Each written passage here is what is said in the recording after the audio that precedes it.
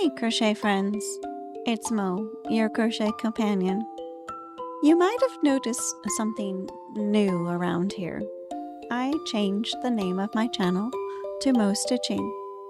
Let me tell you why. Because it's more than just a name. MoStitching is a pun, sure. It's my name, Mo. But it's also a whole mood. Because I'm always saying, just one more stitch, or just this corner of my work. And next thing I know, it's 2 a.m., my coffee's gone cold, and Pillow's waking me up at 5 a.m. like nothing happened. This isn't a vibe shift.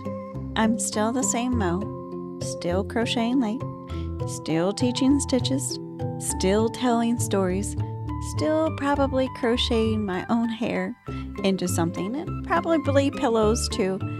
But over time, I realized this channel has been changing a little bit. Yes, I'll still teach the basics, because that's where we all start. But I'm also going to show you what's possible beyond the grid.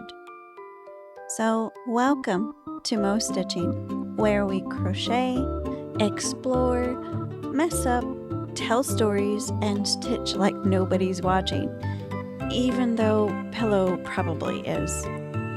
Until next time, keep those stitches spicy and happy crocheting.